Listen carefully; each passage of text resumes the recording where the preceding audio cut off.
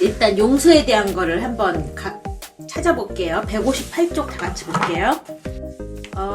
이제 이 책을 조금 찬찬히 읽으신 분들은 어떻게 이렇게 심리 기제, 투사적 동일시, 중간 대상, 뭐 이런 여러 가지 분열, 통합 이런 심리 기제를 이렇게 인문학적으로 표현할 수가 있을까 아마 놀라셨을 거예요. 지금 발표하시면서도 어떻게 용서를 이렇게 정신분석적으로 풀어냈을까 라면서 굉장히 놀라셨는데, 이 분이 해밀턴 책은 여러분들이 조금 아주 정교하게 세밀하게 주의를 기울이시면서 읽으면 정말 참 좋은 책이에요.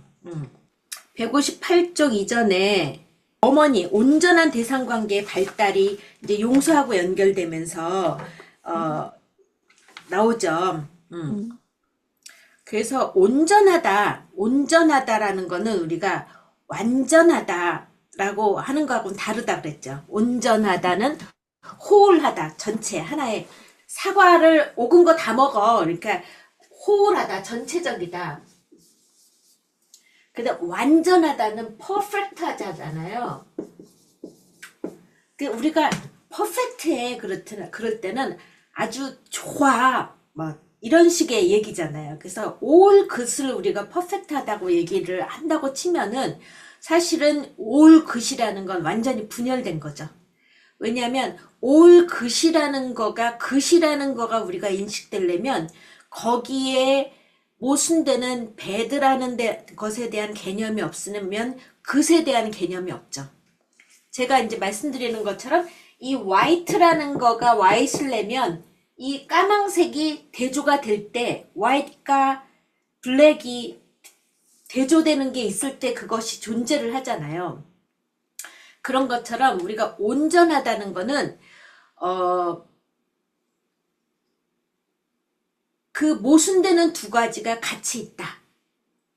그것이 온전하다 라는 거죠. 그래서 자기 표상의 좋은 측면, 나쁜 측면, 대상 표상의 좋은 측면, 나쁜 측면을 통합한다. 그거 이렇게 통합하는 거, 이렇게 좋고 나쁨을 통합하는 기능은 누가 한다? 자아가 한다. 자아가 한다. 그래서 우리가 대상이라는 게, 예를 들면 우리가 여기에 자기가 있고 여기 대상이 있어요. 그러면 좋은 자기, 나쁜 자기, 좋은 대상, 나쁜 대상 이렇게 있다고 치면은 여기에 같이 있으면 좋은 자기와 좋은 대상이죠. 여기는 나쁜 자기와 좋은 대상이죠. 여기는 좋은 자기와 나쁜 대상. 여기는 나쁜 자기와 나쁜 대상이 있죠. 그러면 나도 나쁘고 나도 좋고 대상도 좋다. 나도 좋고 대상도 좋다. 그러면 all good이죠. 나도 좋고 대상도 좋다. all good. 그리고 나도 나쁘고 대상도 나쁘다. all bad. 이런 거를 우리가 분열 상태라고 그랬잖아요. 그죠? 앞에서 공부할 때 이렇게 내가 좋으면 대상도 좋고, 예를 들면 내가 나쁘면 대상도 나쁘고, 남편이 애를 안 봐줬어요. 묘지 관리인이 부모 묘를 제대로 건사를 안 했어요. 그리고 묘지가 나오니까 우리 부모는 이미 돌아가셔서 부재한 부모예요. 뭐 애들은 나한테 너무 요구사항이 많고 짜증이 나요. 이러면서 나는 너무 지금 낙담하고 비참해요. 이러면 나는 나쁘고 대상은 나는 나쁘고 대상은 다 나빴잖아요. 그러니까 온통 나쁜 거. 그리고 의사가 저한테 왜 우울증 약을 다시 처방을 안 해주셨어요. 뭐 어쩌고저쩌고 막 그랬을 때, 우울증 약을 처방해 주지 않고 내가 이해하지 못한다고 생각하시니까 나한테도 그렇게 불편함을 많이 느끼시는군요. 이렇게 얘기하니까 이제 뭐라 그러냐면, 아니요, 선생님은 나를 지금 이해해 주시고 있어요. 이러면서 좋은 대상으로 바뀌잖아요. 그러면서 자기가 굉장히 자기도 좋은 사람이 되고, 또 부활절 얘기가 나왔을 때, 부활절 어땠어요? 그랬더니, 아빠가 음식 해주고, 엄마가 옷 해주고, 새로운 신발을 입고, 초콜릿, 토끼를 먹으면서 너무너무 행복했어요. 그러면 뭐예요? 대상도 다 좋고, 나도 다 좋잖아요. 또, all good, all bad. 이런 거 우리가 분열이라 그랬죠. 분열 상태다. 그런데 여기서 지금 오늘 배우는 거는 이상화와 평가절하잖아요. 너는 다 좋아. 너는 다 좋은데 나는 형편없어. 라든가 나는 다 좋은데 너는 형편없어. 이거는 이상화와 평가절하라는 걸로 우리가 요번에 배우는 거잖아요. 요거는 이상화와 평가절하.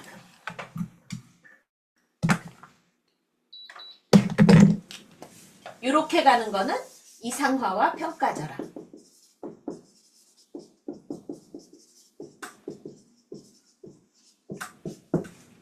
이렇게 가는 거죠.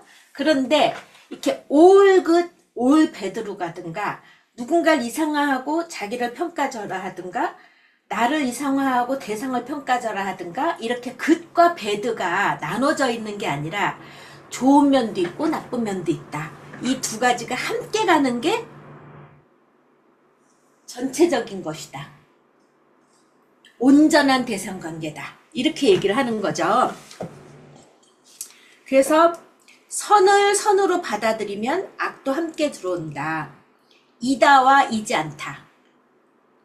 밝음과 어두움, 이다, 아니다, 선과 악은 같이 가는 거잖아요. 그것이 온전하다. 이런 얘기예요.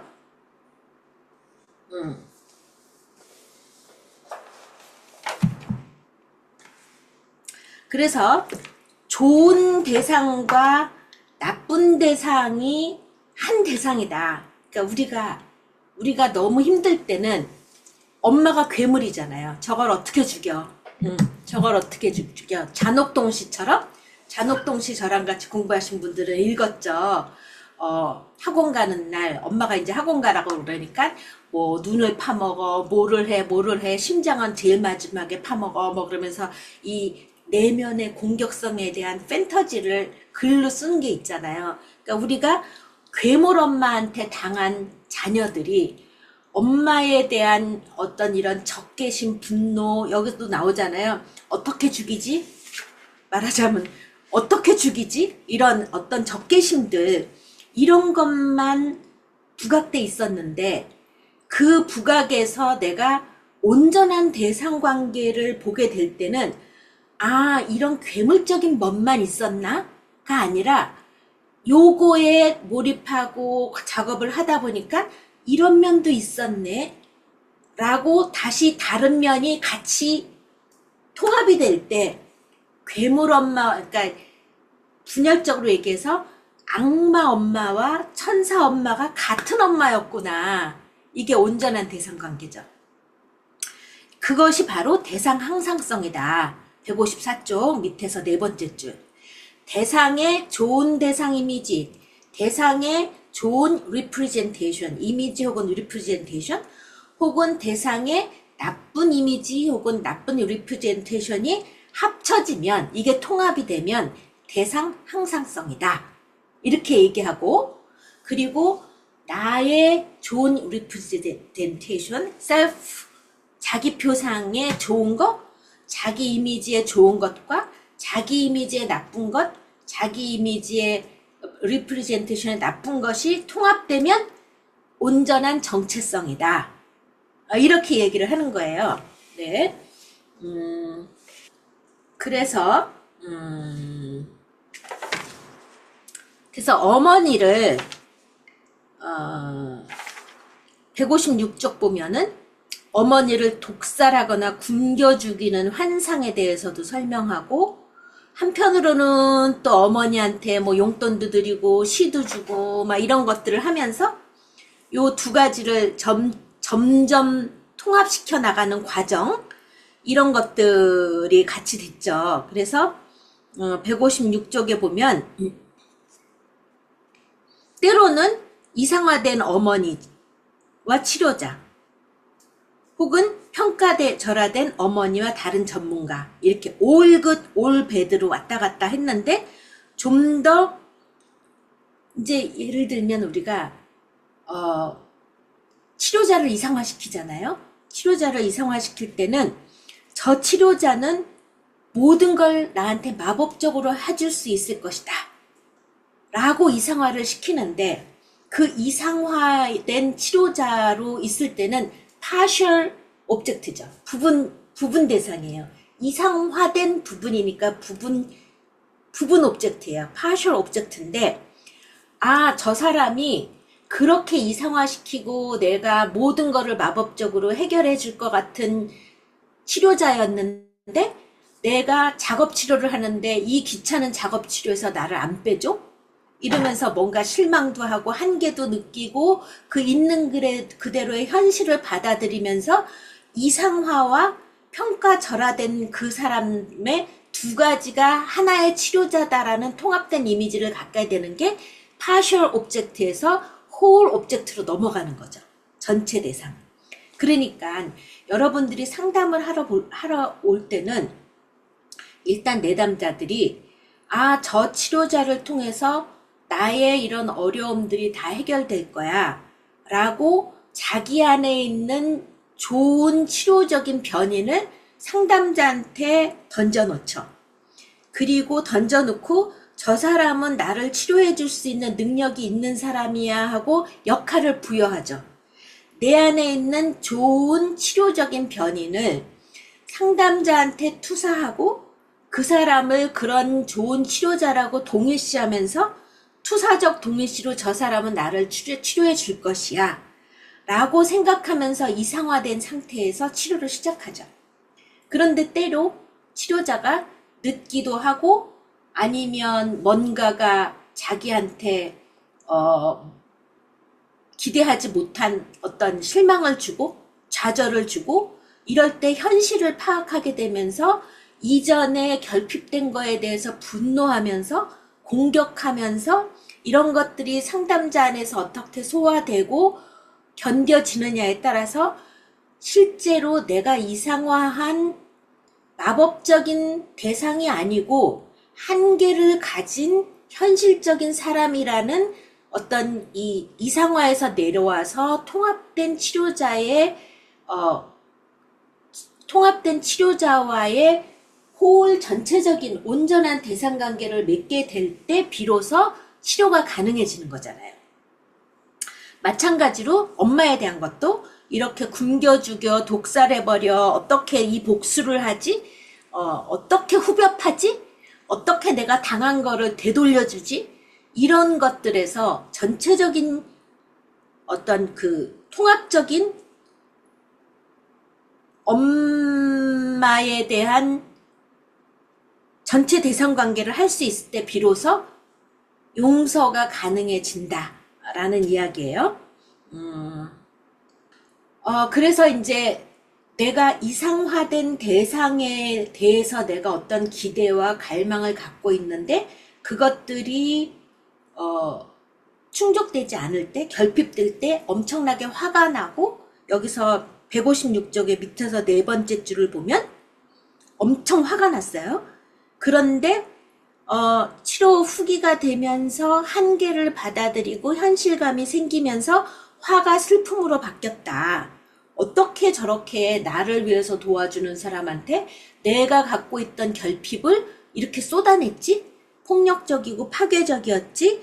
이러면서 후회와 슬픔으로 바뀌었다.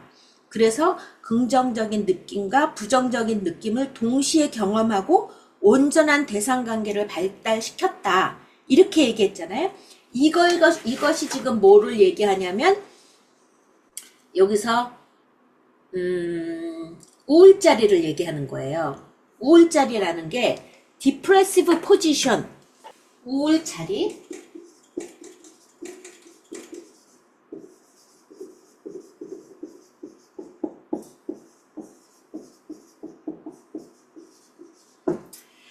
여기서 이제 그 해밀턴은 우울자리라는 것에 대해서 이제 그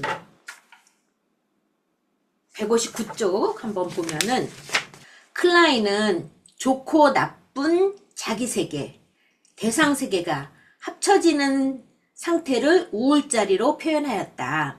이게 우울자리예요. 아까 좀 전에 얘기한 것처럼 어떻게 내가 이렇게 멀쩡한 사람한테 내가 화를 냈지? 이러면서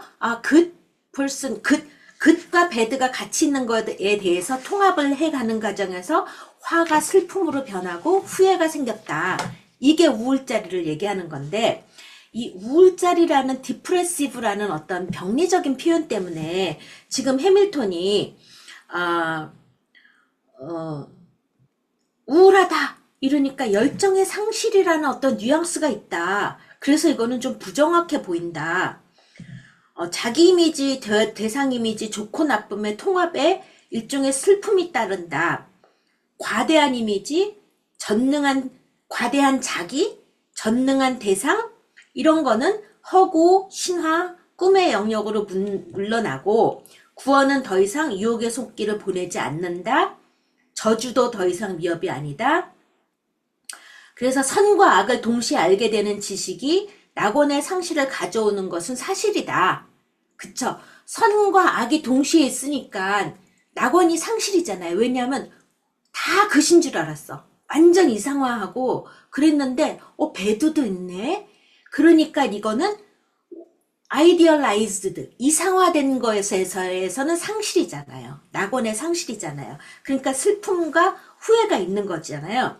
그러나 우울자리라는 용어는 이렇게 중요하고 창조적인 발달 단계에 대해 너무 무기력하고 너무 진전이 없는 의미를 포함한다. 그러니까 우울하다, 우울자리다, 이런 것 때문에 이렇게 표현을 하고 있는데, 사실은 지금 우울자리라는 어떤 우리가 이제 남성성, 여성성을 얘기할 때 남성성은 남자한테만 있고 여성성은 여자한테만 있는 게 아니잖아요. 그죠? 남자한테 있는 여성성은 굉장히 관계지향적이고 이렇게 공감적이고 이런 걸 보고 우리가 남자들 안에 있는 여성성이다라고 얘기하고, 또 여자들 안에 있는 남성성은 어떤 관계보다는 성취지향적이고 성공 위주고 뭐 이렇게 얘기할 때 우리가 좀 남성성이 우세하다 이렇게 얘기하잖아요. 그래서 남성성이다 여성성이라는 전제 자체가 젠더를 얘기하는 게 아니잖아요. 생물학적인 성을 얘기하는 게 아니잖아요. 우리가 개념을 얘기할 때 남성성이다 여성성이다 얘기할 때 생물학적인 성의 의미가 아니라 그것들을 우리가 개념 정의를 할 때 관계지향적이고 공감적이고 뭔가 이렇게 관심을 많이 갖는 걸 보고 우리가 여성성이다. 이거는 남자 여자 구별 없이 여성성이다 이렇게 얘기하고, 성취지향적이고 뭔가 일지향적인 거 두 개, 일하고 관계를 놓고 볼 때 일지향적인 거를 우리가 남성성이다 이렇게 얘기를 하는 거지. 그러니까 개념을 그렇게 얘기하는 거예요. 그래서 여기서도 디프레시브 포지션, 우울자리라고, 그래서 여기서 해밀턴이 얘기하는 것처럼 무기력하고 진전이 없고 열정이 상실하고 우울하고 이런 얘기를 하는 게 아니에요. 그냥 이름 자체가 디프레시브 포지션일 뿐이지 지금 온전한 대상관계, 분노가 슬픔과 후회로 바뀌고 내가 적대적으로 공격한 거에 대해서 어떤 보상을 하게 되고 이런 자리를 우리가 우울자리라고 네이밍을 한 거예요. 그런데 지금 해밀턴은 이런 네이밍 때문에 어울리지가 않다. 그냥 통합과 온전한 대상관계라고 나는 쓰는 게 더 맞다고 생각한다. 이렇게 얘기했어요. 그래서 요거를 조금 우리가 디프레시브 포지션이라고 할 때 디프레시브 한 것에 대해서 너무 우리가 강박적으로 이게 디프레시브한 거 아니잖아 이렇게 생각하시지 말고 그냥 정의로 생각하시면 돼요. 통합적이고 온전한 대상관계에 대한 네이밍이 디프레시브 포지션이다. 클라인이 말할 때. 그러면 클라인이 말할 때 편집 분열자리, 이거 우울자리, 편집 분열자리.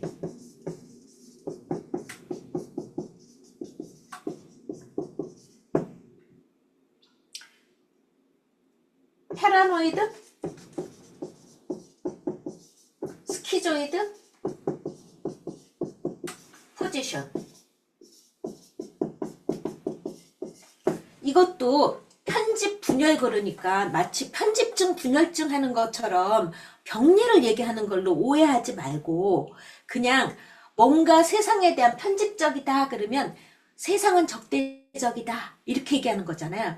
뭐 나한테 내 험담을 하나?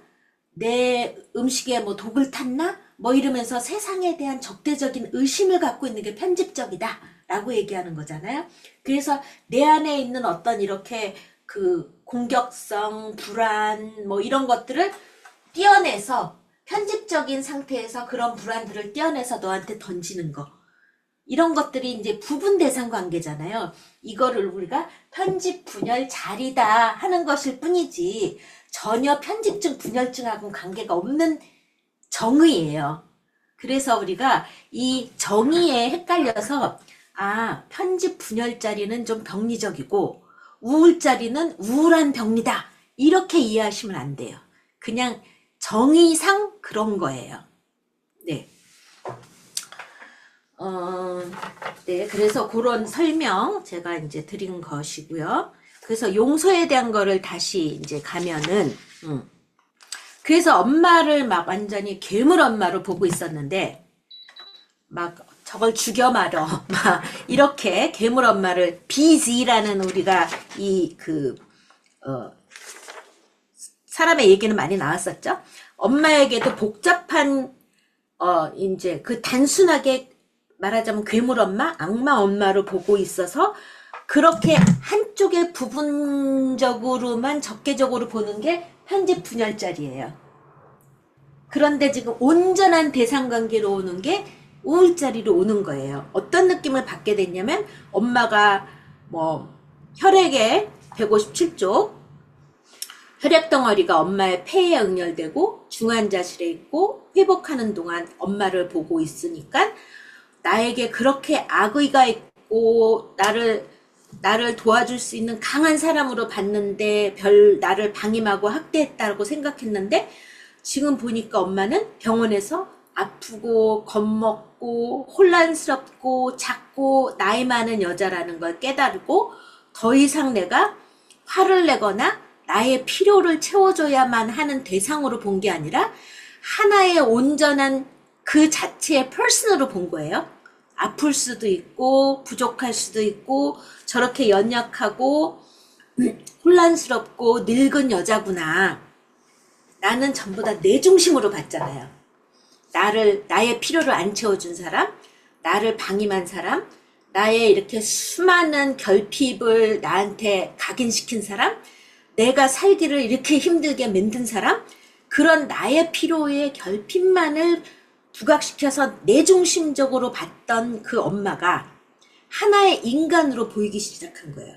저렇게 연약한 면, 저렇게 부족한 면, 그리고 나같이 어린아이한테 그런 많은 것을 요구할 만큼 취약한 사람, 오죽했으면 어린아이한테 그런 걸 요구할 만큼 연약했을까?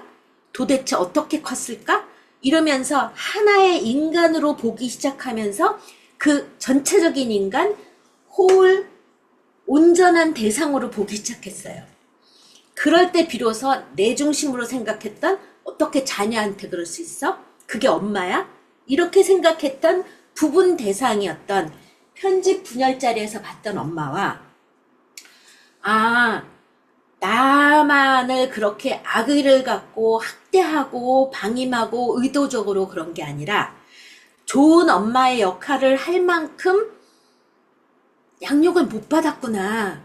오죽하면 자기가 낳은 자식을 이런 지경에 이르도록 할 수밖에 없는 연약한 여성이었을까?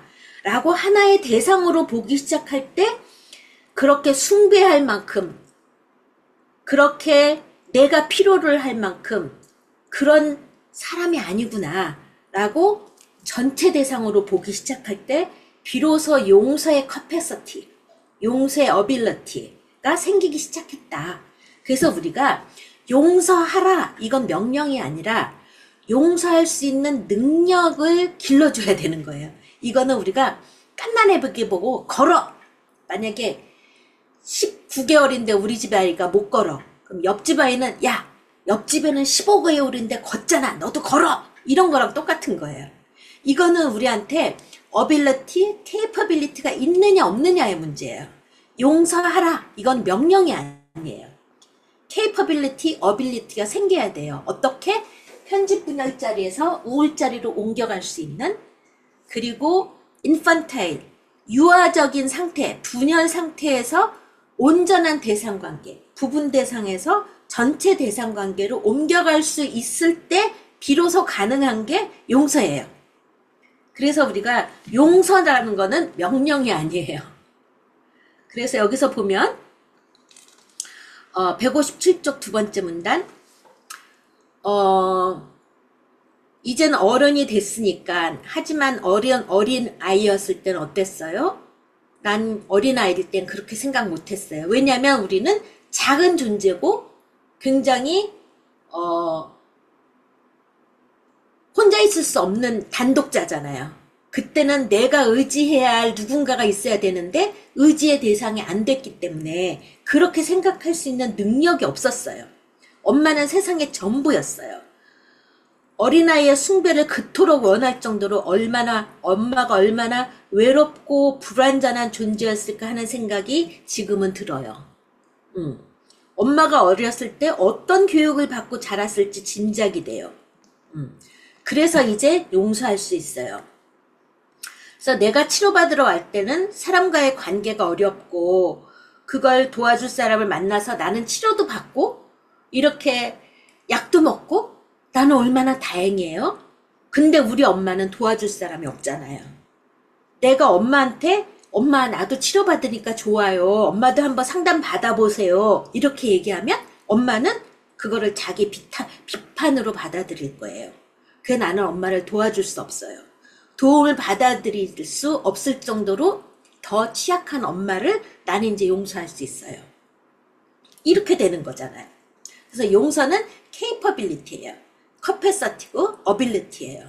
그거는 우리가 어느 정도 이렇게 이런 심리적인 성숙이 일어나야지만 가능한 이야기예요. 그래서 어머니를 단지 나의 소망과 욕구를 충족시키는 사람 혹은 좌절시키는 사람으로서가 아니라 그 자체가 굉장히 복잡하고 온전한 사람으로 볼 수 있게 되었다.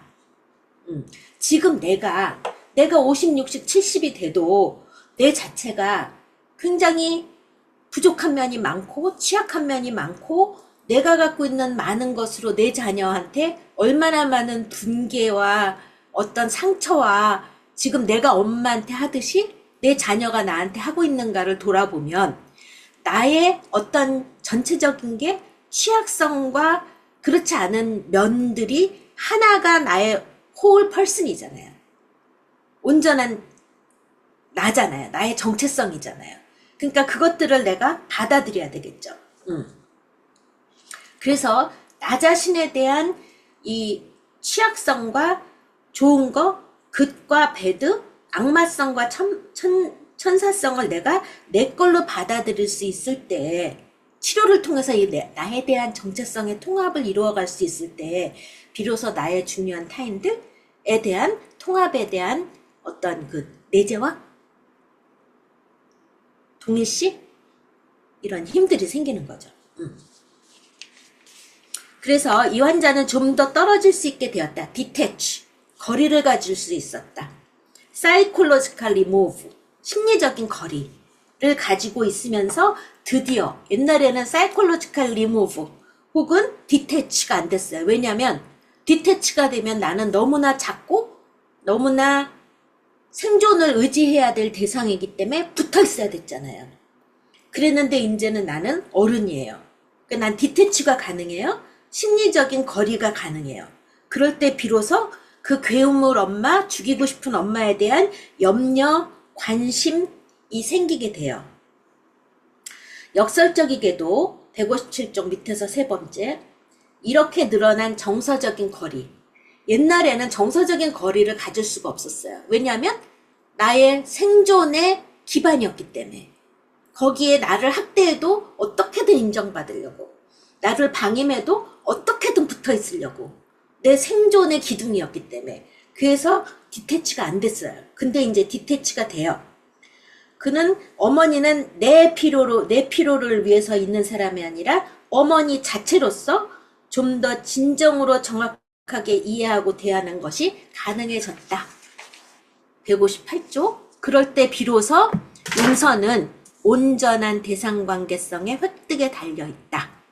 정서적으로 상호 모순적인 두 개의 이미지. 1. 실망시키고 해를 끼치는 대상 이미지. 2. 소중히 여기고 사랑하는 대상의 이미지. 이거 두 개가 모순되는 두 이미지가 한 사람인 거가 온전한 대상으로서 받아들여질 때 용서가 가능하다. 네, 비지에 대한 거는 우리가 이 책의 앞에서부터 끝까지 다 나온다 그랬어요, 사례가. 그는 좀 더 균형 잡힌 방식으로 그의 어머니를 보기 시작한 이후에 어머니를 용서하는 법을 배울 수 있었다. 그런데 어머니를 용서하는 법을 배울 수 있었어요. 그래서 나는 이제 어머니를 용서한 것 같아. 그런데 어느 날 또다시 막 분노가 이글이글 막 오잖아요. 그러니까 용서는 one at once, 한 번에 끝나는 일이 아니에요. 왜냐하면 비록 내가 온전한 대상관계에 대한 경험을 하고 또 온전한 나로서 온전한 너를 수용하고 이렇게 하는 것들이 가능해졌지만 몸에 밴 나의 상처들, 이런 것들은 스물스물 계속 올라오잖아요. 그러니까 수없는 이런 과정이 무수히 반복되면서 실제로 내가 그런 어떤 그 온전한 대상으로 뼛속 깊이 다시 살아날 때, 그럴 때 이 용서의 과정이 완성되어 가는 거지. 이거는 프로세스예요. 우리가 정체성도 프로세스라 그랬잖아요. 우리가 정체성이라는 게 일단 발달 단계에서 우리가 말러의 여러 가지 발달 단계를 보고 이 발달 단계에서 딱 끝내는 게 아니다. 대상 항상성도 끊임없이 변화가 되고 끊임없이 우리가 정체성도 변화가 되는 것처럼 이런 용서에 대한 것도 우리는 끊임없는 프로세스 중에서 성숙해 가는 거지. one at a time. 한 번에 딱 끝나는 것이 아니다. 라는 것. 네. 네. 그래서 158쪽 두 번째 문단. 어머니는 욕구를 만족시켜주고 때로는 좌절시켜주고 이런 안정된 감각을 발달시켜 나가는 거. 전적으로 좋고 전적으로 나쁜 자기 경험, 혹은 전적으로 좋고 전적으로 나쁜 대상 경험. 이건 분열이라 그랬죠, 아까. 그죠? 아까 all good, all bad는 분열이라 그랬죠. 그리고 한 사람 이상시키고 자기는 형편없어. 또 나만 이상화시키고 너는 형편없어. 이거는 이상화와 평가절하라 그랬잖아요. 그래서 온전한 대상관계를 형성하는 능력, 다 능력이에요. 능력은 기억하고 비교하고 대조할 수 있는 신경생리학적 능력, 즉 통합적 자아 기능의 발달에 의존한다. 그래서 삐아제는 정신 능력을 이렇게 이야기해줬고, 신경생리학적인 능력에 더해서 유아는 좌절이 자신의 내적 평형을 완전히 파괴하지 않을 것임을 확신할 수 있도록 충분히 좋은 경험을 갖는 것이 중요하다. 이것이 good enough 경험이 중요하다. 우리가 만족하는 경험, 좌절하는 경험에서 만족하는 경험이 그래도 조금 더 있는 균형을 잡아야 우리가 좌절에 압도당하지 않고 균형을 잡아갈 수 있는 내면화가 가능하다라는 거죠. 네. 그런데 이제 지금 상담실에서 도움을 받거나, 물론 상담실에서 도움을 받는 사람들이 다 망가진 사람들은 아니죠. 상담실에서 도움을 받고자 하는 어떤 그런 변화의 의지가 있는 사람이라는 것 자체가 이미 좋은 관계를 내면화하고자 하는 동기를 갖고 있는 성숙한 사람인 거죠, 말하자면. 그럼에도 불구하고 여하튼 나쁜 경험이 더 우세한 분들이 상담을 통해서 조금씩 좋은 경험을 내재화해 가는 과정 자체가 우울자리로 가는 과정이죠. 편집분열자리에서 우울자리로 가는 과정이고, 지금 해밀턴이 얘기하는 통합의 과정으로 가는 치료 과정이라고 볼 수 있겠어요. 그래서 이렇게 충분히 좋은 경험을 갖는 것이 필요한데, 에릭스는 이것을 기본적인 신뢰다. 베이직 트러스트. 기본적인 신뢰다. 우리가 에릭슨의 발달 단계가 8가지가 있잖아요. 처음이 제일 밑에가 1번이 베이직 트러스트잖아요. 말하자면 세상은 살만하다 라는 게 베이직 트러스트잖아요. 만약에 베이직 트러스트가 없으면, 기본적인 신뢰가 없으면 내가 발을 딛고 살 수가 없어요. 이 발을 딛고 살 수 있는 게 이게 무너지지 않는다라는 베이직 트러스트, 기본적인 신뢰가 없으면 붕괴되잖아요. 그러니까 여기서 아까 편집형 정신분열증 환자와 경계성 인격장애 환자의 연속성 상에서 경계성 인격장애가 좀 더 통합적인 인격을 갖고 있다. 물론 신경증적인 사람에 비하면 경계성적인 인격은 덜 통합된 사람이죠. 또 연속성상에서 보면 정신증상 사람이 덜 통합된 사람이죠. 그러니까 연속정석으로는 덜 통합되고 더 통합된다라는 것이 있기는 하지만, 예를 들면 우리가 기본적 신뢰가 없으면 붕괴되고 파괴되고 해체되고 멸절된다라는 공포가 있죠. 바닥이 꺼질 것 같아 봐요. 나는 해체될 것이다. 나는 멸절될 것이다. 공포잖아요. 이런 게 정신증적인 거란 말이에요. 기본적인 신뢰가 없는 거죠. 그래서 이 기본적인 신뢰가 발달이 돼야 살아갈 수 있는 상품 백화점처럼 무너져 버리면 어떻게 돼요? 산산이 흩어져 버리죠. 완전히 멸절돼 버리죠. 해체돼 버리죠. 이거는 공포잖아요. 이게 정신증적인 거죠. 그러니까 기본적인 신뢰 자체가 없는 게 이제 정신증적인 것이라고 볼 수가 있어요. 그런데 우리가 본래 우리가 통합하는 자아 기능이 일반적으로 우리가 다 성숙해서 어느 정도 그 능력이 형성됐는데도 불구하고, 마지막 문단, 일시적으로 압도될 수 있죠. 근데 이제 어른들이 너무나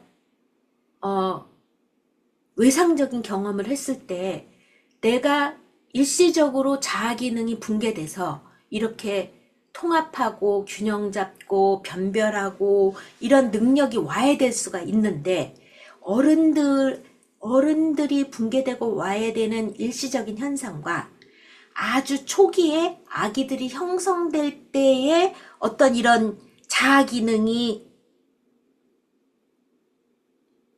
침범을 당하면 이거는 만성적으로 취약할 수밖에 없다라는 거죠.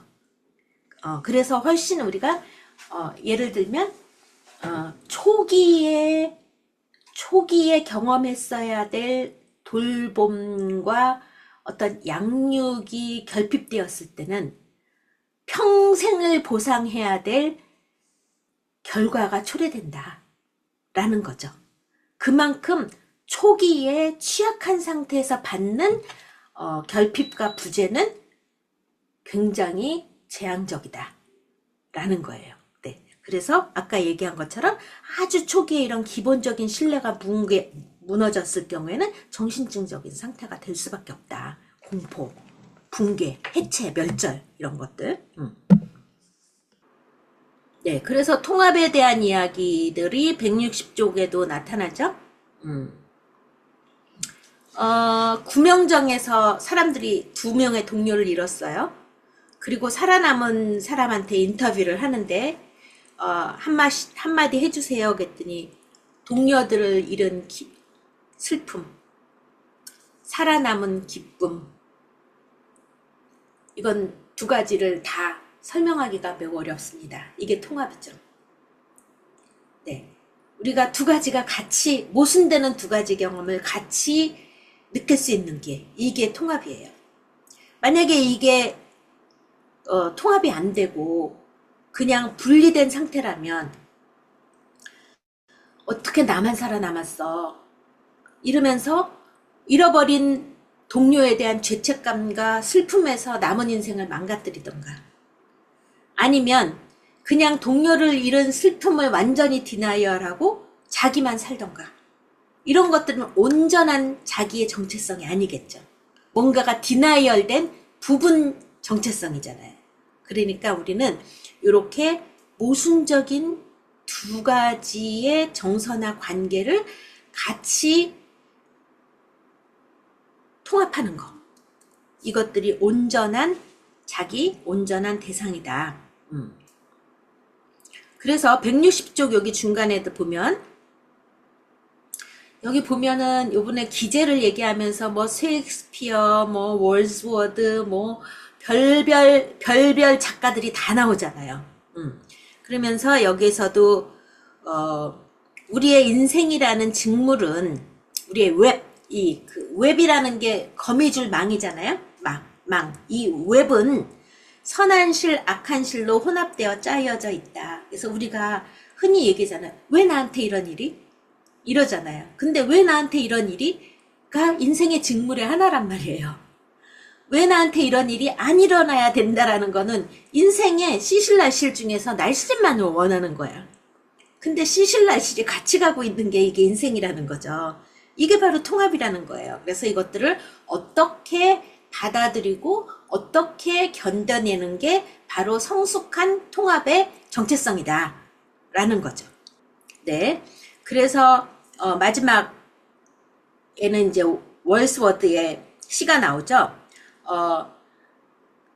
아주 내가 초원에서 하나가 된 것 같은 그런 시절이 다시 돌아올지 다시 그 시절로 갈 수는 없지만 우리는 그 시절에 대한 어떤 회고에서 또 다른 스트렝스, 힘을 얻고 간다. 그러니까 상실에만 머무르는 게 아니라 상실을 통한 개인의 두 가지 통합을 같이 갖고 간다라는 거죠.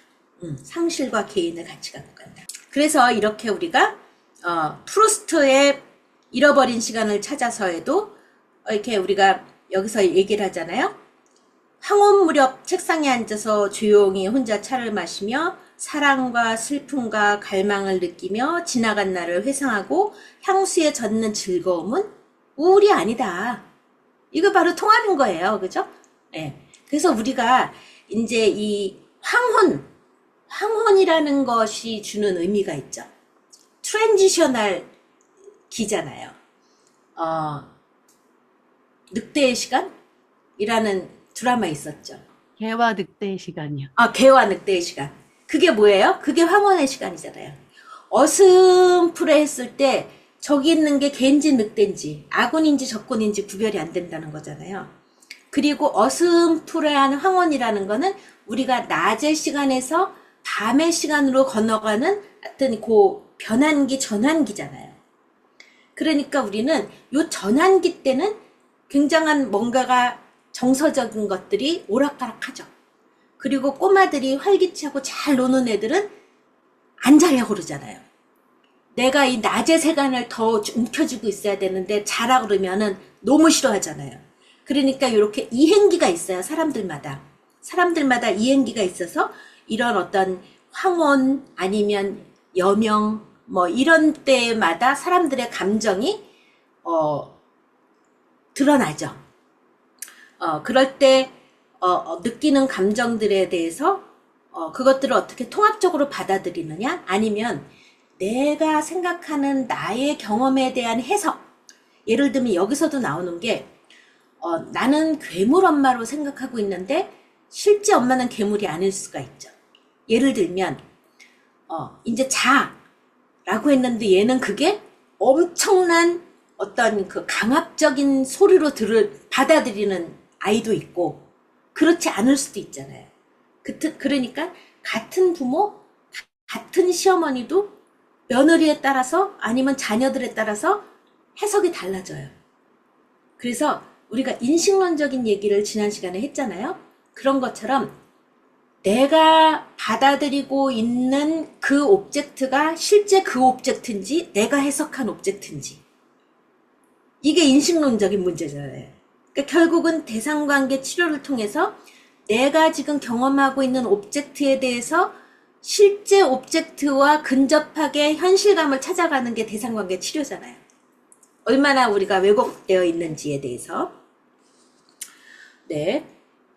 그래서 우리가 이렇게 자기 경험에 대해서 굉장히 평가절하하고 비난적이고 비판적이고 가혹할 경우에는 그냥 일반적인 정서도 우울하고 불안하고 뭐 이렇게 재앙적이고 이렇게 해석을 하잖아요. 그러니까 이제 황혼이나 여명이나 뭐 이렇게 잠이 들거나 잠이 깨거나 이런 전환기적인 때에 우리가 느껴지는 이런 어떤 갈등적인 경험에 대해서 어떻게 통합적으로 받아들이느냐 아니면 재앙적으로 받아들이느냐 이런 거에 대한 어떤 수용적인 통합적인 해석 이것들도 온전한 편집분열에서 우울자리로 가는 하나의 치료적인 과정이 되겠죠. 네.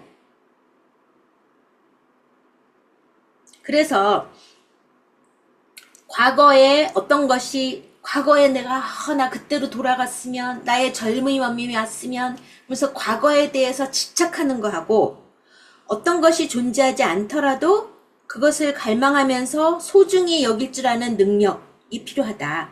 근데 이렇게 상실에 대해서 우리가 받아들이지 않을 경우는 그 병리적으로 나타날 수가 있다라는 거죠. 네. 불행의 한가운데서 선을 기억하는 통합. 이게 중요하다는 거죠. 또 셰익스피어의 시가 또 나와요. 네. 161쪽에 위에 보면 올 테면 와봐. 올 테면 와봐. 아무리 힘들어도 시간은 흘러가. Come what come may. Time and the hour runs through the roughest day. 아무리 힘든 날이라도 시간은 흘러가. 올 테면 와봐. 라는 거예요. 네. 포크너도 나오고. 네. 그래서 162쪽에 세 번째 문다 보면 감정을 분열시키거나 상쇄시키거나 이러는 게 아니라 그 수많은 가능성, 좋은 거 나쁜 거, 폭풍우 이런 것들도 성숙하고 확고하게 결합하는 것이 통합이다. 그래서 우리가 멘탈 메커니즘, 사이콜로지컬 메커니즘, 사이킥 메커니즘 이런 심리 기제를 갖고 이렇게 우리가 인간에 대한 이해, 세상에 대한 이해, 시적인, 뭐 문학적인 뭐 이런 것들 굉장히 우리를 풍부하게 하는 것 같아요. 이번 챕터가. 어떻게 보면 심리 기제를 뭐 통합, 분열, 투사적 동일시 이런 것들을 이거는 뭐예요? 라고 정의만 내리고 끝나는 게 아니라 그것들이 우리 일상 속에서 어떻게 나를 이해하고 너를 이해하는가에 대한 아주 인문학적인 도움이 많이 되는 챕터인 것 같아요. 그래서 그러니까 성적 합일, 그러니까 우리가 성적 합이라는 것이 우리가 가장 원하는 클로즈니스, 친밀감에 대한 가장 어떤 완성된 표현이잖아요. 그러니까 어떻게 보면 여기서도 클로즈니스에 대한 어떤 그런 갈망들이 어떤 식으로 나타나느냐에 대한 사례들이 여러 번 나오고 있는데 사랑의 성적 합의를 포함해서 가장 친밀한 관계는 어떤 대조적인 충동을 상쇄하고 누그러뜨리고 없애는 게 아니라 잘 결합하는 것을 말한다. 프로이드가 말한 대로 리비도나 러브나 이런 것뿐만이 아니라 공격성이 있어야 성숙한 성적 관계가 가능하다라는 거죠. 마지막 두 줄. 온전한 대상관계, whole object relations는 상반된 것을 의미 있는 방식으로 결합하는 것이다 라는 거예요. 네, 용서를 얘기하면서 온전한 대상관계에 대한 설명들을 드렸어요. 그래서 두 번째 디프레시브 포지션에 대한 설명도 드렸어요. 그러니까 디프레시브 포지션이라는 얘기가 우리가 발달 단계가 아니라 올 자리라고 그런 거잖아요. 자리. 올 자리라 그런가. 우리가 그냥 포지션을 취해라. 선생님들이 골프를 칠 때 무슨 포지션 이러면서 포지션을 취하라 그러잖아요. 이거는 유동성이 있는 거예요. 그래서 우리가 우울자리에 갔다고 그래서 영원히 우울자리에 있는 것도 아니고 편집 분열자리에 있다 그래서 영원히 여기 있는 것도 아니고 동시에 이 두 가지가 우리한테 다 있는데 어떤 경우에는 우울자리가 우세하고 어떤 경우에는 편집 분열자리가 우세하죠. 예를 들면 일단 편집 분열자리에서 편집 분열자리에 많은 예가 여기 다 여성들만 계시니까 시자라면 뭐 시금치도 안 먹어 뭐 이런 식으로 일단 내 안에 있는 어떤 이 불안 같은 것들을 일단 시에다가 다 투사하고 투사적 동일시를 하고 거리를 느끼면서 박해받는 느낌을 받잖아요. 이게 편집 분열자리예요. 편집 분열자리에 있다가 예를 들면 하여튼 시어머니에 대해서 무슨 드러내고 얘기했던 암묵적으로 속으로 얘기했던 뭔가가 이제 불편한 것들을 얘기했어요. 그러고 나서 아까 뭐라 그랬어요? 이런 분노, 공격성, 적개심 이런 것들이 다시 뭘로 바뀐다 그랬어요? 후회와 슬픔으로 바뀐다 그러고 보상으로 바뀐다 그랬잖아요. 그러면서 다시 내 속에서 아이고 내가 뭔 짓을 한 거지? 그러면서 다시 어머니 이거 좀 드셔보세요 하고 보상해 주는 거.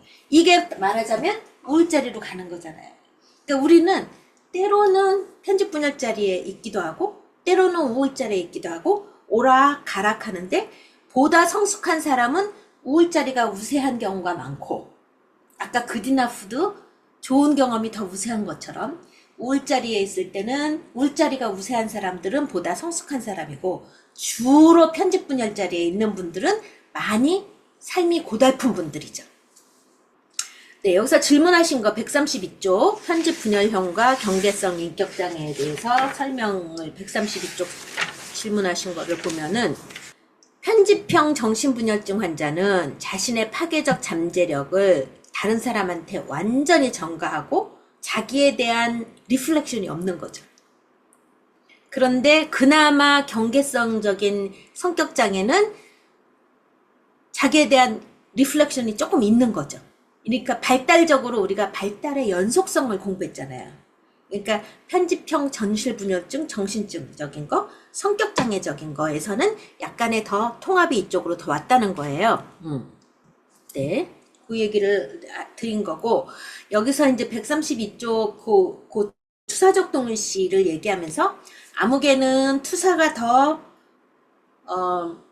암흑의 이론가는 투사가 더 성숙한 심리기제다. 암흑의 이론가는 투사적 동일시가 더 성숙한 기제다.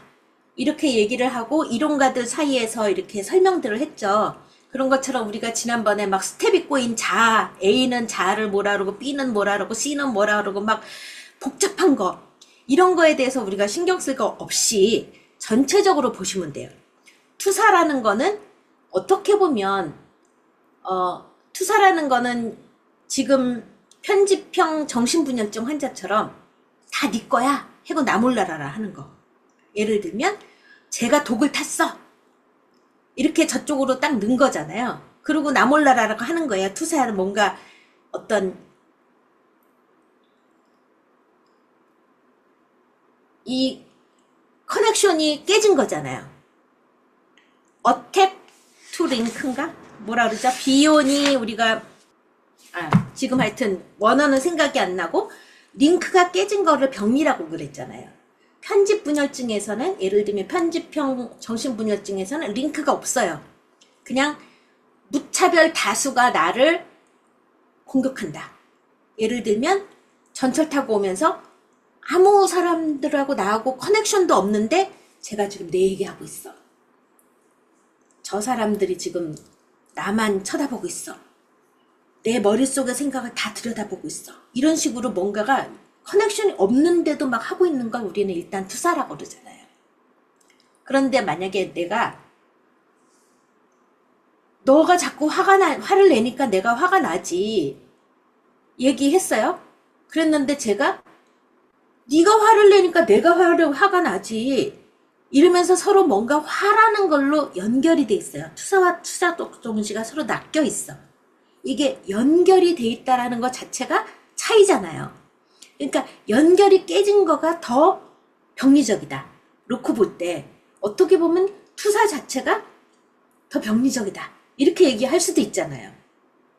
그런데 또 다른 사람들에 의하면 투사적 동의시를 사용하는 많은 사람들이 더 심각한 병리를 치르고 있다. 그래서 투사적 동의시가 더 병리적이다. 이게 논쟁이 많아요. 그 논쟁에 우리는 휩싸일 필요는 없고 그냥 전체적인 통합적인 이해만 갖고 가시면 돼요. 여기서 뭐라고 그랬냐면 115쪽 제일 밑에 나타나는 걸 보면 어떤 작은 실망에도 치료를 보호하는 것은 절대적으로 필요한 일이다.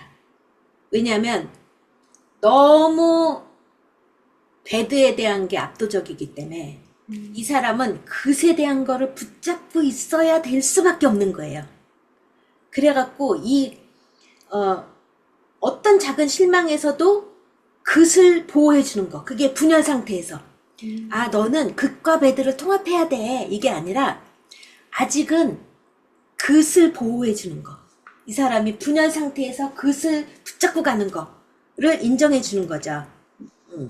그래서 좋은 자기 대상 경험이 너무도 미약해서 어떤 나쁜 감정에서도 보호해야만 하는 것 같다. 이렇게 분열이 필요한 단계다, 이 사람은. 우리가 분열이라는 것은 그것을 보호하기 위해서 올 그 상태에서 매달려 있는 거잖아요. 그러니까 분열이 필요한 이 사람은 단계다. 이 단계를 지나서 점진적으로 극과 배드가 통합된다 라는 이야기를 한 거예요. 이 사람이 115쪽에 보면 비지의 경우는 통합이 안 돼 있기 때문에 매일 종교도 바꾸고 친교도 바꾸고 직장도 바꾸고 매일 그랬다는 거잖아요. 그런데 좀 더 이렇게 상충되는 측면을 조금씩 서서히 통합시켜 가면서 가능해졌다. 이 사람은 너무나 취약한 사람이기 때문에 올긋 올배드에서 그냥 분열 상태에서만 살아갈 수밖에 없는 취약한 사람이에요. 분열 자체가 세계를 조직화할 수 있는 기반이 되었다. 그러니까 우리가 분열이라는 것 자체가 발달 단계에서 되게 중요하다 그랬잖아요. 분별, 분열이 좋다. 그러니까 일단 대상을 구별을 하잖아요. 저게 엄마인지 아닌지, 주양육자인지 아닌지, 좋은 대상인지 아닌지, 혹은 쾌인지 불쾌인지 이런 것들에 대해서 분열된 것들을 우리가 개념화된 상태, 분열에서 통합으로 가는 거지 애초에 통합은 없는 거예요. 그죠?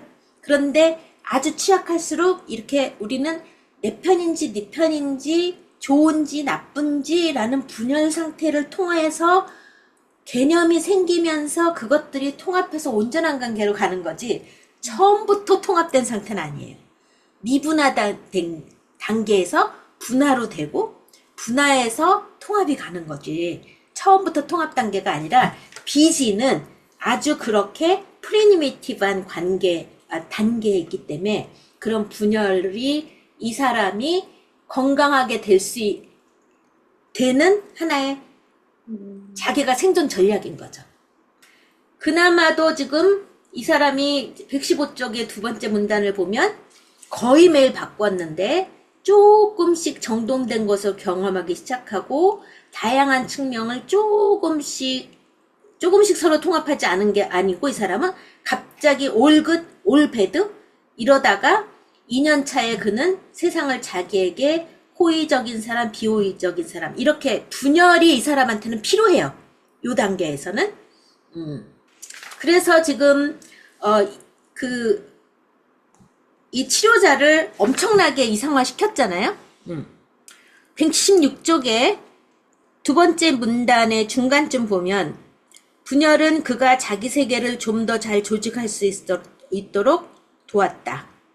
그래서 이제 분열의 예를 보면서 여기서 이제 치료자와의 분열, 뭐 배우자와의 분열 이렇게 얘기하면서 보면은 예를 들면 그 분열을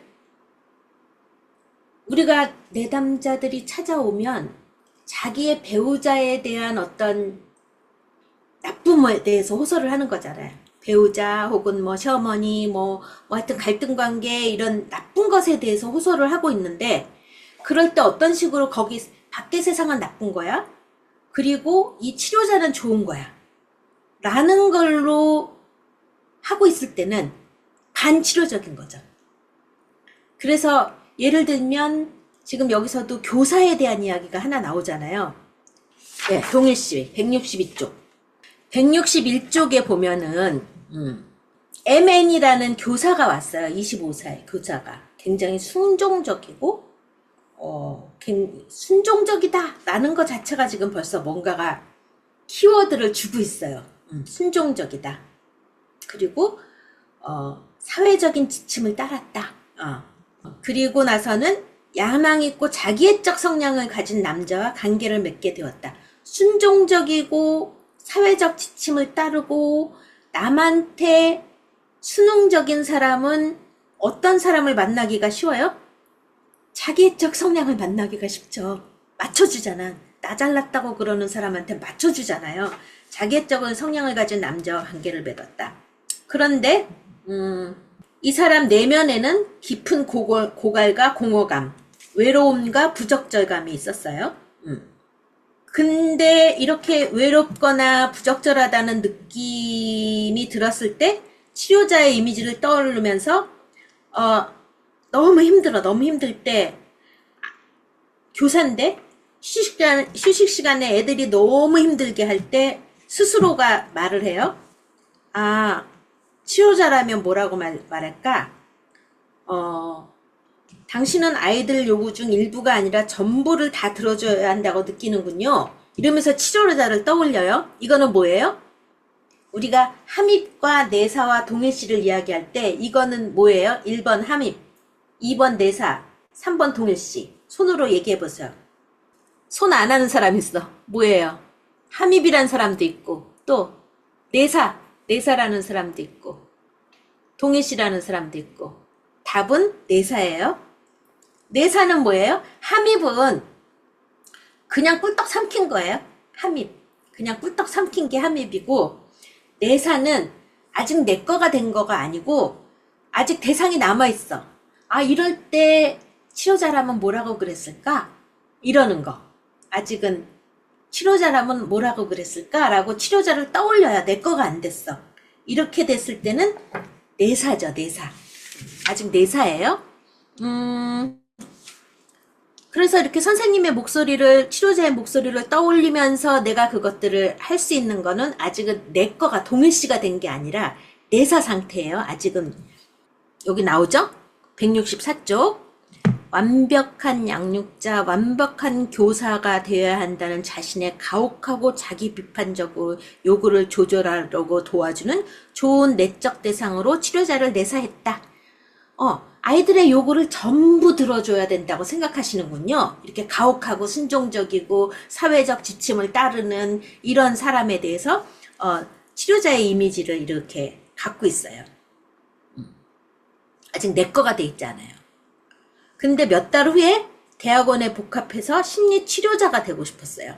그래서 심리치료자에 대해서 굉장히 자기 이미지를 대상 이미지, 치료자의 이미지를 자기 이미지라고 생각하고 자기가 치료자처럼 된 걸로, 동일시가 된 걸로 생각을 하고 교사를 때려치우고 사이코테라피스트가 되려고 대학원에 들어갔어요. 그러면서 어떻게 지금 동일시로 넘어갔냐면 마치 자기가 치료자인 것처럼 됐어요. 그래서 아주 치료자처럼 자신감 있고 주장적이고 분개하고 막 이런 치료자의 몇몇 측면을 선택적으로 받아들였어요. 그런데 여기서 문제가 생긴 거예요. 이 치료는 결과적으로 효과적이지 못했어요. 교사가 치료자와 동일시하는 거는 일종의 방어적인 측면이 있었다. 그래서 그러고 또 치료자 자신이 명백하게 결함이 있었어. 막 분개하고 이런 특성을 그대로 동일시를 한 거예요. 점차 165쪽 점차 자기주장적 태도를 하고 뭐 이런 우리가 애착과 의존적인 감정 자체가 나쁜 게 아니잖아요. 이것들을 다 부인하고 허구적인 자신감을 동일시했어요. 우리가 false self 이렇게 얘기하잖아요. 그러면서 false 자신감을 동일시했어요. 그래서 성급하게 교직 떠나고 분노하고 자주 분노했대, 이 치료자가. 그러니까 근데 이 치료자가 교육 분석을 안 받으셨는지 받으시고서도 몰랐든지 하여튼 자기의 그런 결함, 쉽게 분노하는 이런 결함에 대해서 명확하게 자각을 하지 못하고 있었는데 내담자가 그것까지 동일시해서 남편하고 쉽게 분노하면서 이혼을 했어. 그래서 사이코세라피스트가 되려고 대학원은 갔지, 남편하고 이혼했지, 재정적인 것으로 공경에 처했지, 그래서 대학원도 포기했지, 그래서 대학원도 포기했으니까 직장을 구하려니 이전에 교사보다 더 못하는 일자리를 찾아야 했지, 다 삶이 엉망이 돼버렸어. 그래서 다시 치료를 시작하게 될 수 있는 어떤 경제적인 것이 돼갖고 두 번째 치료자를 만났어. 이번 치료자는 무조건 이렇게 분노하고 자기 주장적이고 강압적으로 치료자와 동일시할 수 있도록 내버려둔 게 아니라 내담자 자신의 재능과 상황에 맞는지 동일시가 이것들을 살펴보게 했어. 그래서 두 번째 치료에서는 그 여자는 자신의 재능과 욕구에 맞는지를 스스로 성찰할 수 있는 사람으로 자신의 이미지를 만들어갔어. 이게 성숙한 동일시예요. 그러니까 이분 자체가 굉장히 수능적이고 어떤 아까 뭐라 그랬어요? 사회적 지침을 잘 따르고 자기애적 성향의 관계에 빠지고 이런 사람이잖아요. 누구한테 맞추는 사람이잖아요. 그렇게 맞추는 방어적인, 이 사람 누구한테 맞춰야 사는 사람이니까 그런 방어적인 걸로 상담자와 동일시 했는데 그런 방어적인 동일시, 수능적인 이런 동일시에 대해서 다뤄주지를 못했어요. 왜냐하면 상담자 자신도 자기에 대한 자각이라든가 이런 것에 대해서 성찰이 부족했기 때문에.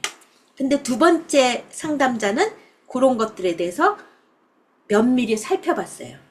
무조건 받아들이는 수능적인 것이 아니라 이게 수능적인 어떤 방어에서 나오는 동일시인지 아닌지를 면밀히 살펴보고 이 사람의 재능과 욕구에 맞는지를 잘 살펴보기 시작했어요. 그래서 두 번째 치료가 끝날 무렵 새로운 남자와 관계를 맺기 시작했어요. 그 남자는 이 내담자한테 허용된 역할과 일치되는 방식으로 존중하는 관계, 독립적이면서 친밀한 관계를 맡게 됐어요. 네, 요 얘기가 뭐냐면 지금 우리가 이 책에서 사례 얘기를 하면서 사례가 정리가 돼가면서 건강한 이성관계라든가 뭐 이런 것들이 다시 재개되는 이야기들이 자주 반복되고 있죠. 그 얘기는 뭐냐면 상담이 제대로 되면 현실에서 건강하고 성숙한 대상관계가 가능해져요. 그런데 상담이 제대로 되지 않을 때는 현실에서도 관계가 꼬여요. 현실의 중요한 타인들과 단절이 된다든가 여러 가지로 자기주장적이 된다라는 게 갈등을 초래한다든가 등등 마치 내 목소리를 찾은 것 같은데 현실은 엉망이 돼. 이러는 것들이 우리가 상담이 제대로 되고 있나 안 되고 있는가는 뭘로 보냐면 내담자의 삶을 보면 나타나죠. 근데 마치 여기서처럼 남편한테 자기주장적으로 분노해서 이혼하고 이러는 것들이 건강한 자기 목소리의 회복이라고 잘못 찾아갈 수가 있어요. 네, 그러니까 우리가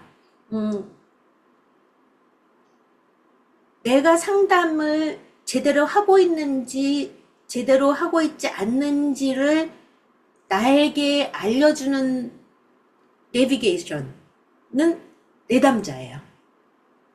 내담자가 어떤 보다 심층적인 갈등을 지금 여기서 나한테 얘기할 수 있는지 없는지, 아니면 그냥 나한테 막 수능적으로 맞추면서 오는지, 뭐 등등 이런 것들이 바로 상담이 제대로 가고 있는지 안 가고 있는지에 대한 내비게이션이죠.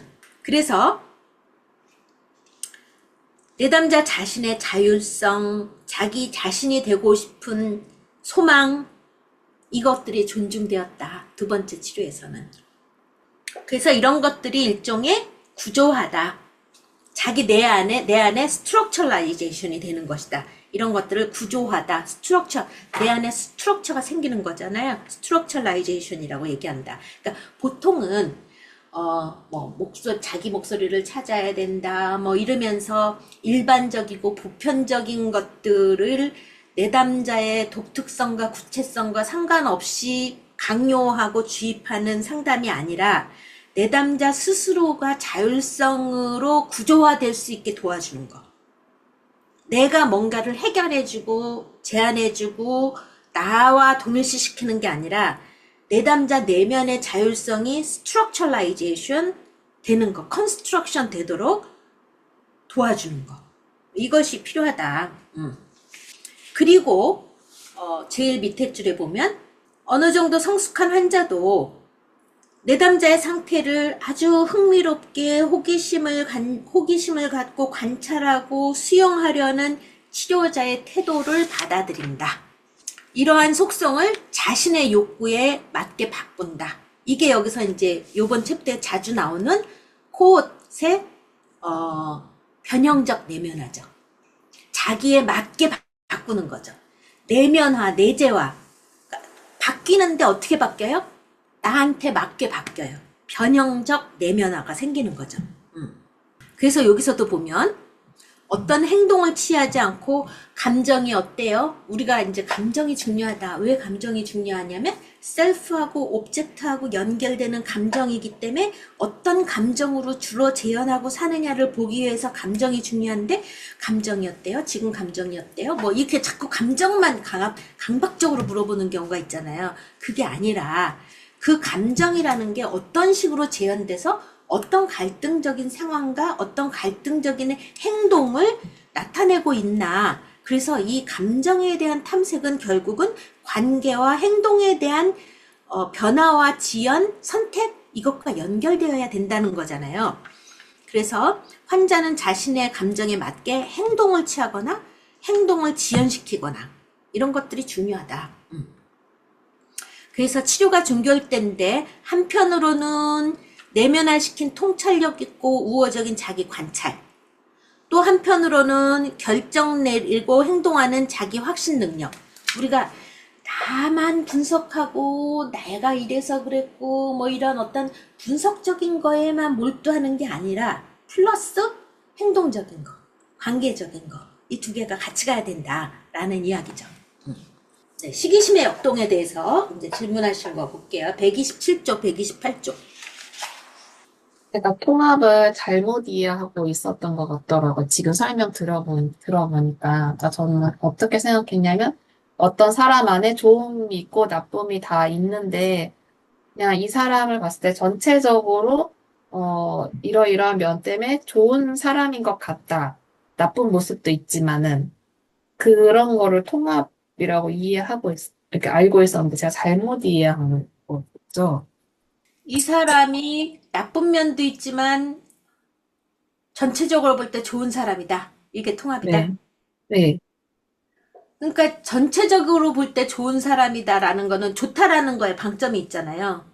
네, 근데 이 괴물 엄마, 말하자면 악마 엄마도 엄마고 천사 엄마도 엄마다. 이 두 가지가 같이 있는 거가 통합이죠. 음, 선과 악이 같이 있는 거. 아까도 제가 인생이라는 직물은 선이라는 시실과 악이라는 시실이 웹을 만든 거다. 거미줄을 만들듯이 웹을 만든 거다. 이런 것처럼 통합이라는 거는 선과 악이 같은 같은 대상 안에 혹은 같은 자기 안에 있다. 이게 통합인 거죠. 만약에 우리가 파트 오브젝트라는 거는 지난번에 우리가 투사적 동일시 설명한 것처럼 나라는 셀프가 있고 우선 셀프를 투사자로 놓고 오브젝트를 투사 수용자로 놓고 볼 때 내 안에는 굿과 배드가 있잖아요. 그 굿과 배드 나라는 셀프 안에는 나라는 셀프 안에는 셀프 리프레젠테이션도 있고 오브젝트 리프레젠테이션도 있죠. 이 안에 나라는 대상관계 단위, 내 안의 내적 세계 안에는 나라는 자기감과 너라는 대상감이 내 안에 둘 다 있죠. 어떤 학대하는 어머니, 방임하는 어머니라는 대상 표상이 있고 내 안에는 학대당하고 방임당해서 보잘것없는 나, 어디도 내세울 게 없는 나라는 요 셀프 표상과 대상 표상이 다 있는 게 나잖아요. 그죠? 내 안에 오브젝트 표상이 있다 그러면은 이거는 내 안에 오브젝트 이미지, 오브젝트의 리프레젠테이션이 있는 거잖아요. 그게 나잖아요. 그게 난데 예를 들면 여기서 오브젝트 리프레젠테이션 중에서 배드한 부분, 요 부분을 딱 뜯어내서 새로운 오브젝트를 만났을 때 저 사람은 나를 우습게 볼 거야 라고 요 배드 오브젝트 리프레젠테이션을 여기로 딱 던져버려. 저 사람은 나를 함부로 여길 거야. 내가 얘기하면 얘기할수록 나를 깔볼 거야. 뭐 등등. 학대하는 대상? 그런 내가 내 안에 있는 내적 대상으로 이 사람을 보는 거죠. 이 사람한테 던지는 거죠. 투사를 했어요. 투사를 했는데 투사한 것에서 끝나는 게 아니라 그 사람을 그렇게 동일시해버려. 저 사람은 나쁜 사람이야. 학대하는 사람이야.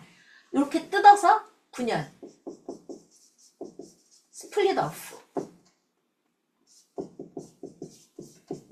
요거를 딱 뜯어서 분열해서 스플릿 오프해서 투사. 프로젝트.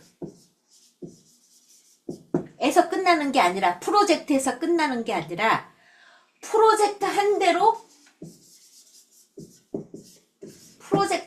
아이덴티피케이션을 해버려.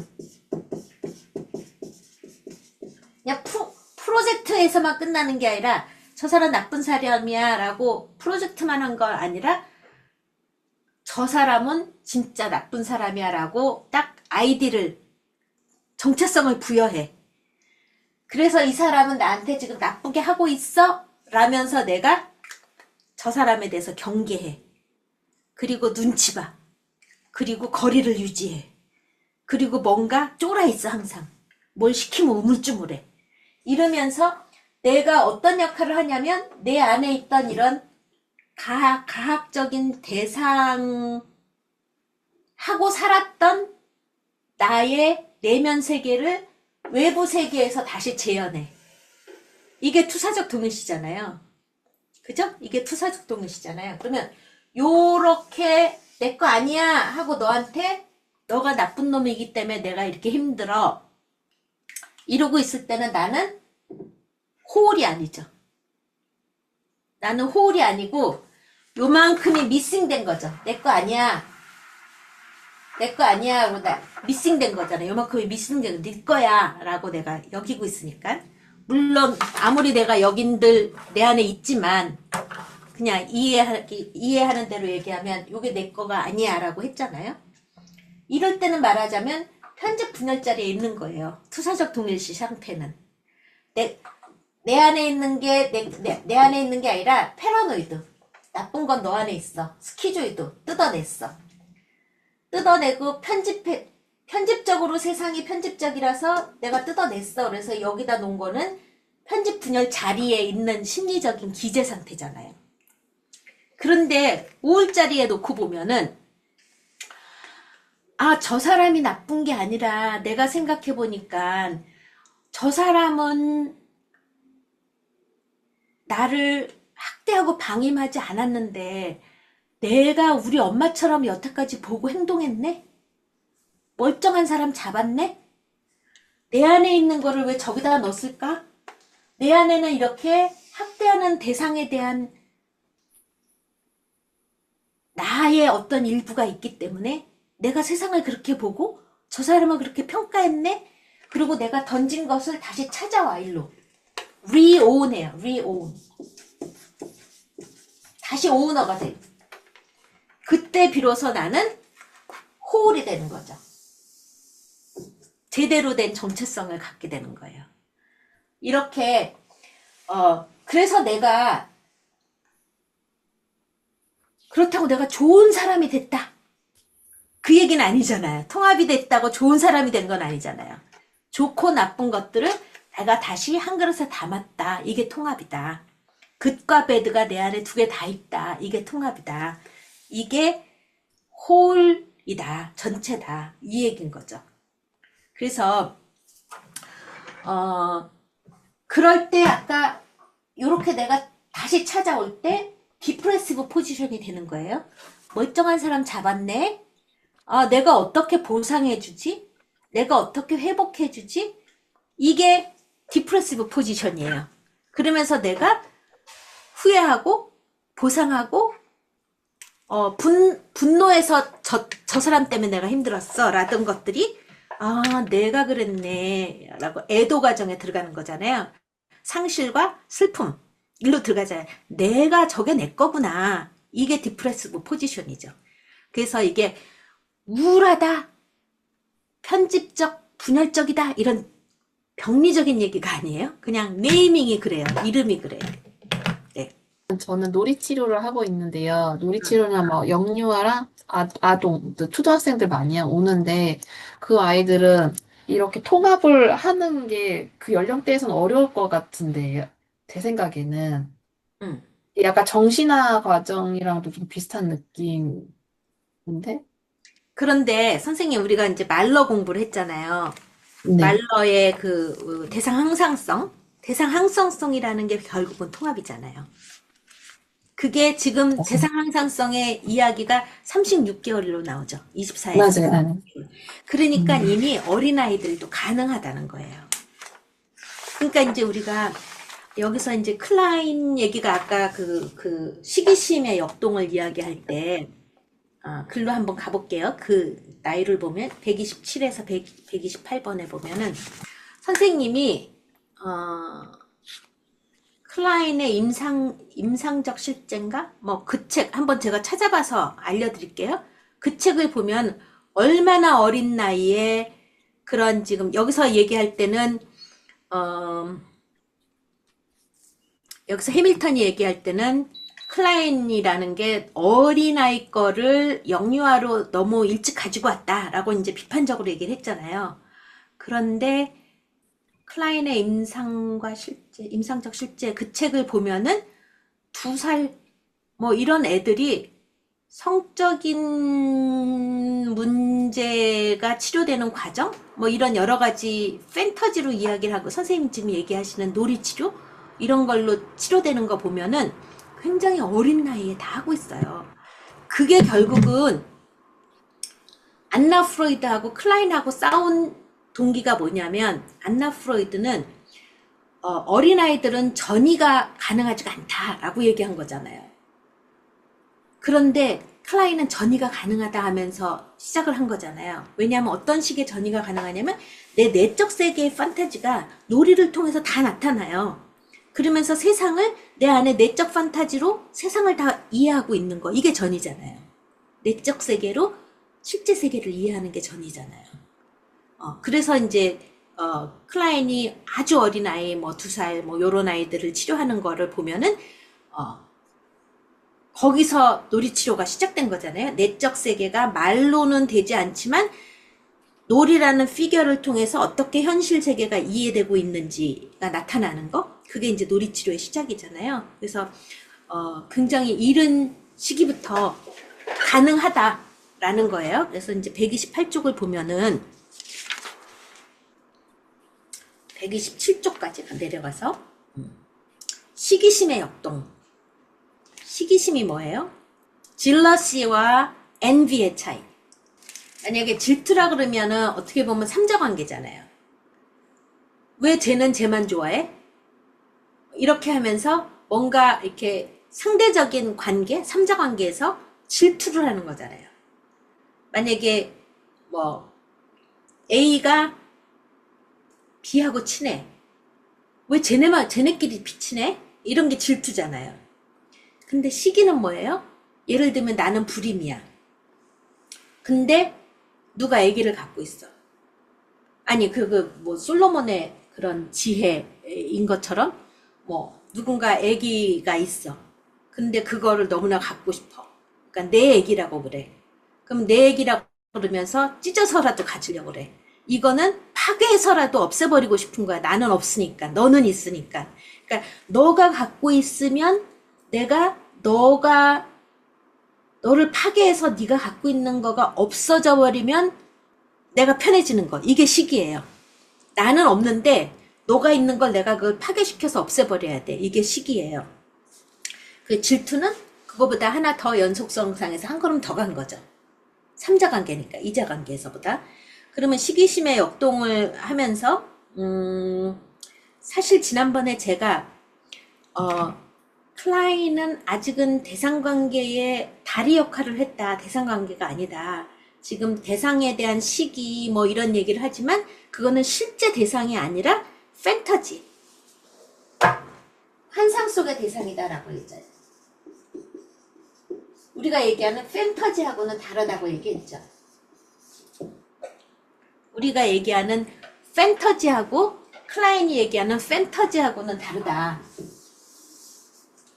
라고 얘기를 했어요. 그래서 아직은 자기와 대상이 구별되지 않은 상태인데 지금 자기와 대상이라는 거를 놓고 어떤 정신작용이 있는 것으로 사고작용이 있는 것으로 기술을 했어요. 그러니까 참 이해하기가 어렵죠.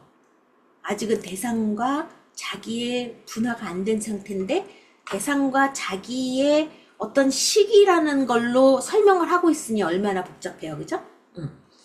그래서 아기가 지금 127쪽 밑에서 두 번째 배가 고파.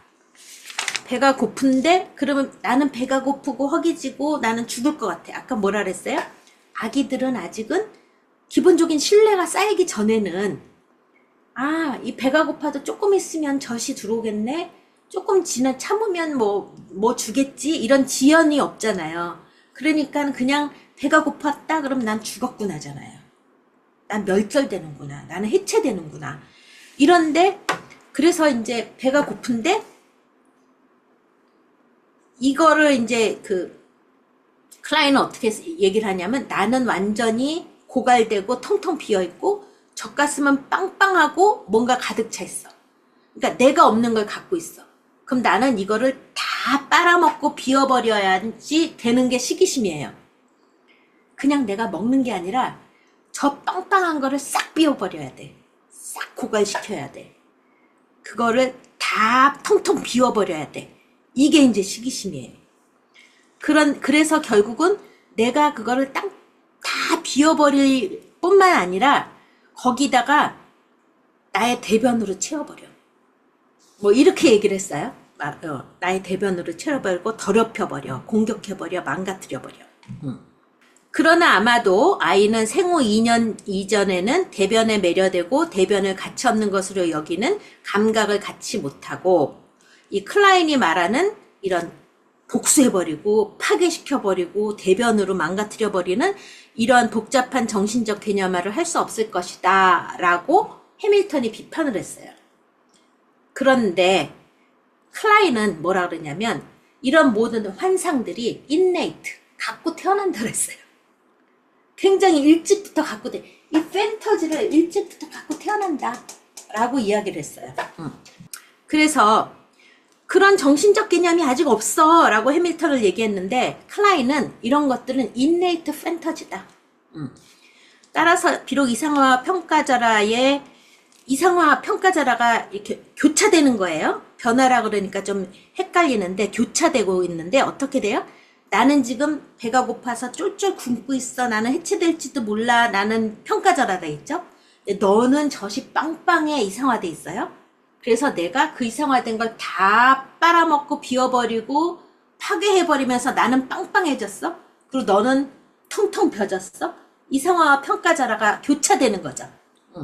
교차되는 거를 이렇게 얘기하면서 이런 시기심의 개념은 좀 더 연령이 높은 유아와 성인에 관해서 유용하지만 클라인이 제시한 발달 시기는 연령이 좀 더 높은 유아의 환상에서 얻어낸 정보를 정상적인 시기로 혼동하고 있다는 문제점이 있다 라고 해밀턴이 비판했는데 클라인은 아주 투사적 동일시가 3, 4개월 이렇게 얘기하잖아요. 그러면서 이미 innate fantasy다 라고 이야기를 해요. 그래서 해밀턴이 비판하는 거하고 클라인의 이론적인 스탠스는 많이 차이가 나요. 아까도 디프레시브 포지션, 패러노이드 스키조이드 포지션에 대한 것들을 우울한 게 아니다. 그건 창조적이고 되게 건강한 거다. 이렇게 얘기를 했잖아요. 그러니까 많이 관점이 달라요. 지금 해밀턴하고 클라인하고. 네, 설명이 됐죠? 시기심에 대한 다이나믹. 여기 어디에 자기 대상 많이 나오는데 141쪽. 6번째. 우리를 인정해주고 힘을 북돋아주는 자기 대상, 셀프 업젝트. 가로놓고 셀프 업젝트. 제가 말씀드린 것처럼 우리가 처음에 대상에 대해서 공부했죠? 대상이 먼저요. 처음에 대상에 대해서 공부했고, 그다음에 자기에 대해서 공부했고, 자아에 대해서 공부했고, 자기와 대상, 공생관계, 융합관계 이런 거에 대해서 아직 분화되지 않은 관계에 대해서 공부했고, 자기 대상이라는 셀프 오브젝트에 대해서 공부했어요. 이거는 코웃의 개념이라서 다른 개념이다. 이거하고 다른 개념이다 라고 설명해 드렸잖아요. 여기 책이 잘못 나왔어요. 하이픈을 지우세요. 셀프 오브젝트 하이픈을 지우셔야 돼요. 그리고 그 다음에서도 연설자는 자신의 환상적인 측면과 내적 대상을 청중에게 투사하고 이에 따라 행동한다. 청중은 그들 자신을 좋은 자기 대상, 셀프 오브젝트. 여기도 하이픈 지우세요. 그래서 자기 대상이라는 게 승인, 인정, 존중을 해주는 외적인 사람을 의미한다고 여기 나오긴 했지만 사실은 그런 기능을 해주는 거죠. 그런 기능. 그러니까 실제로 외적인 사람이긴 하지만 외적인 사람으로서의 의미가 있는 게 아니라 승인, 인정, 존중의 기능의 포인트가 있는 거예요. 이 투사적 동일시에 대한 것들을 잘 읽어보시면 142쪽도 보세요. 세일즈맨, 정치가, 행정가, 종교 지도자, 치유자, 교육자, 그 외에도 누군가를 설득시켜서 사람들에게 영향을 주려는 모든 사람은 투사적 동일시에 숙달되어 있고 능숙하다. 사기꾼, 제비족, 아첨꾼도 투사적 동일시를 활용한다. 근데 이런 사람들은 숨은 의도와 겉으로 드러나는 행동과는 일치하지 않는다. 이들의 속임수에 넘어가는 사람은 흔히 자신의 긍정적 기대를 사기꾼에게 너무도 강력하게 투사한 나머지 그의 진짜 의도를 보지 못한다. 그러니까 우리가 누구한테 속아 넘어갔어. 누구한테 사기를 당했어. 그건 뭐예요? 그 사람을 내가 갖고 있는 긍정적 기대로 투사적 동일시를 하고 믿어버린 거야. 그러니까 사기꾼한테 속은 거는 속는 사람한테 기여분이 있어요. 사기꾼한테 다 속지 않잖아요. 그러니까 우리가 어떤 경우에는 내담자를 무지 좋게, 내담자를 다 좋게만 평가하는 사람들이 있어요. 상담자들이. 그것도 어떤 자기의 어떤 성향에 대해서 한번 돌아보셔야 돼. 왜 이렇게 내담자는 무조건 좋게만 보는지.